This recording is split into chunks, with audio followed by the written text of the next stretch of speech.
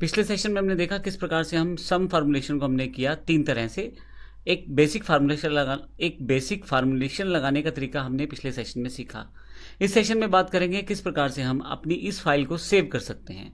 Default रूप में अगर आप देखें तो ये फाइल अभी सेव नहीं है और अनटाइटल 1 लिखा आता है टाइटल बार पे। अनटाइटल 1 का मतलब है कि अभी इसे हमने सेव नहीं किया है और इस फाइल का कोई भी टाइटल या नाम नहीं है। तो आइए देखते हैं फाइल को किस प्रकार से सेव कर सकते हैं। अगर आप यहाँ फाइल मेन्यू पे क्लिक करें तो आपके सामने काफ़ी सारी कमांड्स आएंगी। इसमें नई फाइल अगर आप बनाना चाहते हैं तो न्यू, पुरानी फाइल खोलने के लिए ओपन, और आपके पास जो फाइल इस वक्त ओपन है उसको सेव करने के लिए सेव कमांड का प्रयोग आप कर सकते हैं। मैं जब सेव पे क्लिक करूंगा तो मेरे पास यहाँ एक डायलॉग बॉक्स ओपन हो जाएगा। यहाँ पे मैं फाइल का नाम दे सकता हूँ। तो मुझे जो फाइल का नाम देना है माई डेटा 1 और इसे मैं सेव कर देता हूँ। आप देखेंगे कि यहाँ अनटाइटल की जगह माई डेटा 1 लिखा गया है .ods। आप देखेंगे कि ऊपर जो नाम है माई डेटा 1 .ods आ गया है। ods एक्सटेंशन है स्प्रेडशीट की। ये कैल्क हमारे पास जो सॉफ्टवेयर है उसकी जो एक्सटेंशन है वो .ods है, ध्यान रखिएगा। और अब यहाँ पे हमारे पास ये फाइल सेव हो चुकी है। अगर मैं इस फाइल में कुछ चेंजेस करता हूँ, मान लीजिए यहाँ मैं कुछ चेंज कर देता हूँ,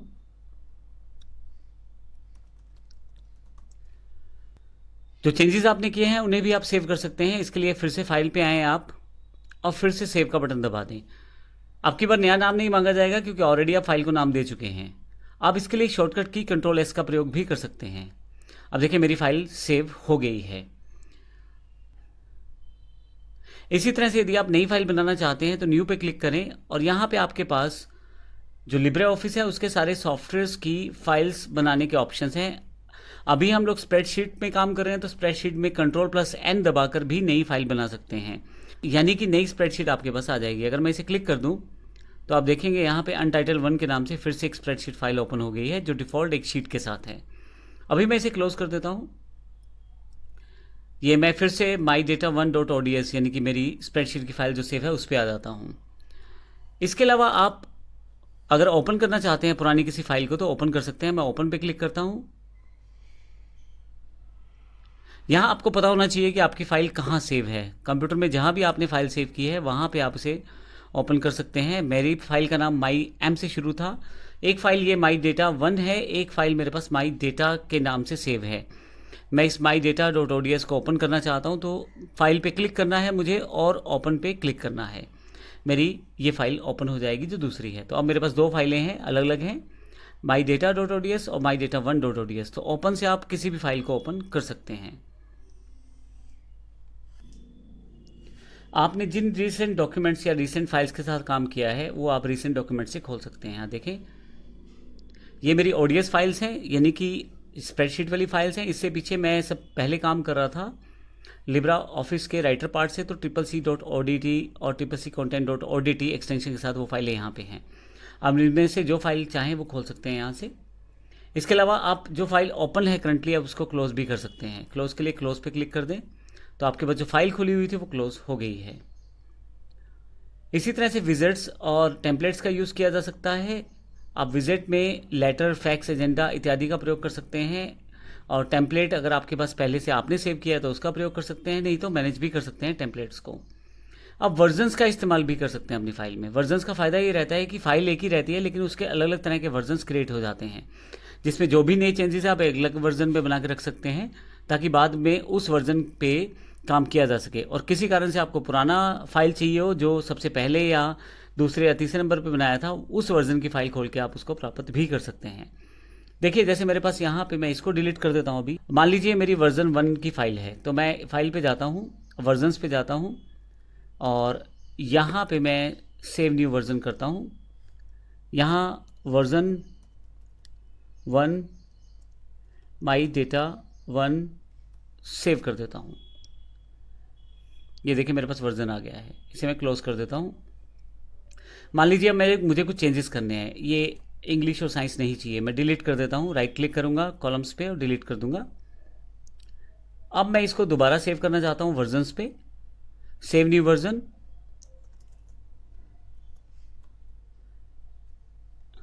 इसका नाम मैं चेंज कर देता हूँ, वर्जन 2 माई डेटा 1, ये मेरी वर्जन 2 की जगह कुछ भी आप याद रखने के लिए रख सकते हैं। अभी मैंने सिर्फ एग्जांपल लिया है वर्जन 2, ओके कर देता हूँ। फाइनली मेरे पास 2 वर्जन हो गए हैं। आप चाहें तो और भी वर्जन क्रिएट कर सकते हैं। अगर मुझे पहला वर्जन खोलना है जिसमें मेरे पास डिलीट किए गए कॉलम्स भी शामिल हैं, मैं यहाँ से सिर्फ सेलेक्ट करूँगा वर्जन को और ओपन कर लूँगा। और यहाँ आपको बताना है कि रीड ओनली जिसमें आप चेंजेस नहीं कर पाएंगे, या ओपन कॉपी जिसमें आप चेंजेस कर पाएंगे। मैं ओपन कॉपी पे क्लिक कर देता हूँ। तो देखिए मेरे पास इंग्लिश और साइंस के मार्क्स इसमें आ रहे हैं। किसी कारण से फिर से मुझे वर्जन 1 पे जाना है, तो फिर से उस फाइल पे आऊँगा जो मेरी माई डेटा 1 फाइल है, क्योंकि वर्जन इसमें स्टोर हैं। वर्जन पे वर्जन 2 और ओपन, और यहाँ से ओपन कॉपी कर लेता हूँ ताकि मैं उस पर चेंजेस कर पाऊँ। तो देखिए इस तरह से आपके पास यहाँ वो 2 कॉलम नहीं हैं। तो इस तरह से आप डिफरेंट वर्जन्स बना सकते हैं अपनी फाइल्स का, और उसका प्रयोग आप कर सकते हैं। अभी मैं फिर से वापस अपनी मेन फाइल पे आ जाता हूँ। सेव कमांड हमने देखी है। सेव एज से आप कॉपी की तरह इसको स्टोर कर सकते हैं। मैं सेव एज पे क्लिक कर देता हूँ। एक duplicate copy my data new के नाम से सेव कर देता हूँ। तो आपके पास 2 कॉपीज़ हैं, माई डेटा 1 और माई डेटा न्यू। तो आप इस तरह से यहाँ पे अब आपके पास माई डेटा न्यू आ गया है। तो इस तरह से आप एक से ज़्यादा कॉपीज़ बना सकते हैं। सेव अ कॉपी भी सेम कमांड है। सेव अ कॉपी पे चले जाएं और इसकी एक कॉपी आप सेव कर सकते हैं। आपको बताना पड़ेगा आपको सेव कहाँ करनी है। इसके पश्चात आपके पास सेव ऑल है। अगर आपके पास एक से ज़्यादा फाइल्स ओपन है तो एक साथ ही आप सबको सेव कर सकते हैं। यहाँ हमारे पास एक और इम्पोर्टेंट कमांड शामिल है इसी मेन्यू में। फाइल पे अगर आप आएँ तो आप फाइल को, यानी कि इस स्प्रेडशीट फाइल को आप एक्सपोर्ट भी कर सकते हैं। आप दूसरे फॉर्मेट में एक्सपोर्ट करने के लिए एक्सपोर्ट पे क्लिक करें। आप किस फॉर्मेट में से एक्सपोर्ट करना चाहते हैं, जेपीजी, पीडीएफ, काफ़ी तरह के यहाँ पे फॉर्मेट्स हैं। मैं जेपीजी भी सिलेक्ट कर लेता हूँ और सेव कर देता हूँ। और यहाँ पे कुछ सेटिंग्स हैं कि डिफ़ॉल्ट विड्थ हाइट क्या हो, रेजोल्यूशन क्या हो, और फिर आप जैसे ही आप इसे ओके करेंगे आपकी फ़ाइल सेव हो जाएगी। डेस्कटॉप पे मेरे पास एक स्पेसिफिक फोल्डर पड़ा है कन्वर्टेड के नाम से। मैं फिर से कन्वर्टेड पे आता हूँ, एंटर करता हूँ। यहाँ मेरे पास माई डेटा न्यू के नाम से एक जेपीजी सेव है। मैं इसे एंटर करके ओपन कर लेता हूँ। आपने जो जेपीजी फॉर्मेट में फाइल सेव की थी उसका डेटा आप यहाँ पे as a photo, as a JPG यहाँ पे दिखाई दे रहा है।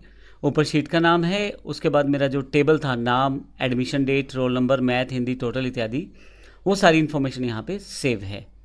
वापस आते हैं यहाँ से। इसी तरह से मैं चाहूँ तो जो फाइल एक्सपोर्ट कर सकता हूँ पीडीएफ में डायरेक्टली भी कर सकता हूँ, या एक्सपोर्ट बटन का प्रयोग भी कर सकता हूँ। मैं एक्सपोर्ट एज पीडीएफ कर देता हूँ। यहाँ से बेसिक सिलेक्शन है आपके पास, इसे एक्सपोर्ट करता हूँ यहाँ से मैं। और आपको बताना है कि कहाँ फाइल ये आपको सेव रखनी है। सेव फिर से मेरा कन्वर्टेड फोल्डर है, वहाँ पे जाके ये फाइल सेव हो जाएगी। मैं डेस्कटॉप पे आ जाता हूँ। मेरे पास यहाँ कन्वर्टेड फोल्डर है, मैं डबल क्लिक करके ओपन कर लेता हूँ इस फोल्डर को।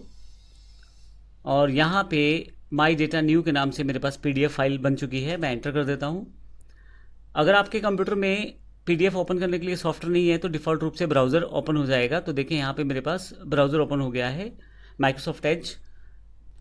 आपके पास अगर कोई और ब्राउज़र है जैसे गूगल क्रोम है या मोजिला फायरफॉक्स है तो उससे भी ये ओपन हो जाएगी। तो अब आपके पास यहाँ पे फाइल सेव हो चुकी है और पीडीएफ फॉर्मेट में आप इस फाइल को देख पा रहे हैं। शीट 1, उसके बाद नाम, admission date, roll number, math, Hindi, total इत्यादि यहाँ पे दिखाए गए हैं। अगर आप ध्यान दें तो यहाँ पे जब फाइल हमने सेव की है तो किसी भी तरह के रोज़ और कॉलम्स यहाँ दिखाई नहीं दिए गए हैं। तो जब आप फाइल सेव करते हैं डिफ़ॉल्ट रूप में पीडीएफ फॉर्मेट में या जेपीजी फॉर्मेट में या नॉर्मल फाइल भी सेव करें, तो अब यहाँ जब उसको प्रीव्यू में देखें, प्रिंट प्रीव्यू में, या आप पीडीएफ फॉर्मेट में या प्रिंटिंग निकालें इसकी, तो डिफ़ॉल्ट रूप में रोज़ कॉलम साथ में सेव नहीं किए जाते। ये बिल्कुल इस तरह से है जैसे आपने वर्ड में फाइल बनाई हो या लिब्रे राइटर में बनाई हो। तो आइए वापस चलते हैं अपने फाइल पे। यहाँ फाइल पे फिर से वापस आता हूँ। आप चाहें तो सेंड भी कर सकते हैं इस फाइल को ईमेल डॉक्यूमेंट के साथ, या ईमेल एज पीडीएफ भी सेंड कर सकते हैं, या इसको email as a Microsoft Excel की फाइल की तरह भी सेव कर सकते हैं और सेंड कर सकते हैं। अब इस फाइल को प्रीव्यू देख सकते हैं वेब ब्राउज़र में। अब मैं अगर इस कमांड को क्लिक करता हूँ तो मेरे पास इस फाइल को वेब ब्राउज़र में खोल दिया जाएगा। अब देखें, अगर ध्यान से देखें तो यहाँ HTML फॉर्मेट तैयार हो चुका है इस फाइल का, my data new dot HTML file के रूप में, जो कि एक टेम्प फाइल है लेकिन ये फाइल HTML फाइल है। अब देखें यहाँ पे आपके पास सिलेक्शन भी हो सकती है और उस पर देख भी सकते हैं डेटा को HTML फॉर्मेट में, जो डेटा यहाँ शो किया गया है। तो इस तरह से आप अपनी फाइल को ओपन कर सकते हैं, नई फाइल बना सकते हैं, सेव कर सकते हैं, उसके वर्जन स्टोर कर सकते हैं और साथ ही उसको पीडीएफ के रूप में या ब्राउज़र ग्रुप में देख सकते हैं। तो इस सेशन में ये सारी जानकारियाँ हमने ली। अगले सेशन से हम बात करेंगे प्रिंट प्रीव्यू, प्रिंट सेटिंग, इन सब चीज़ों के बारे में, किस तरह से हम अपनी डॉक्यूमेंटेशन या अपनी स्प्रेडशीट की प्रिंटिंग सेटअप कर सकते हैं। धन्यवाद।